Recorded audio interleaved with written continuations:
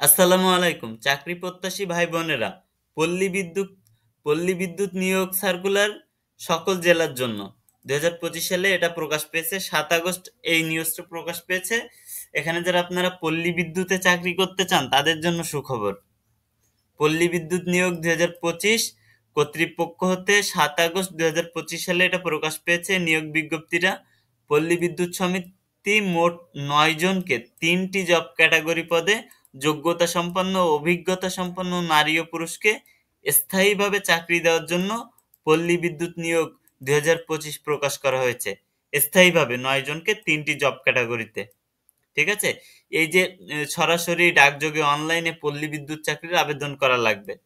পল্লী বিদ্যুৎ চাকরিতে আবেদন করার শেষ সময় 28 আগস্ট। সার্কুলারের তারিখ ও সময় এখানে দেখে নিন। 7 আগস্ট শুরু হবে, আর আবেদনের শেষ তারিখ 28 আগস্ট। এখানে কিছু ক্রাইটেরিয়া দিয়ে দিচ্ছে যে শিক্ষাগত যোগ্যতা অষ্টম শ্রেণী থেকে শুরু, অষ্টম শ্রেণী পাশ হইলেও হবে। লিঙ্গ নারী পুরুষ উভয়ই। বেতন গ্রেড এখানে অনেক বেশি, 16,000 থেকে 46,000 টাকা। আবেদন করার পদ্ধতি সরাসরি ডাকযোগ পল্লী বিদ্যুৎ সার্কুলার অনুযায়ী। ঠিক আছে। সরাসরি করতে পারেন কিংবা ডাকযোগে পল্লী বিদ্যুৎ সার্কুলার অনুযায়ী আবেদন করা যেতে পারে। ঠিক আছে।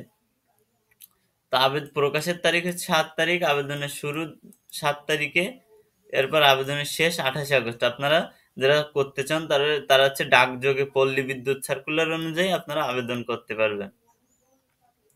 তো এখানে কিন্তু বেতন ভালোই, মোটমাট বেতন ভালোই, 16-17 হাজার থেকে 42,000 এর ভিতরে।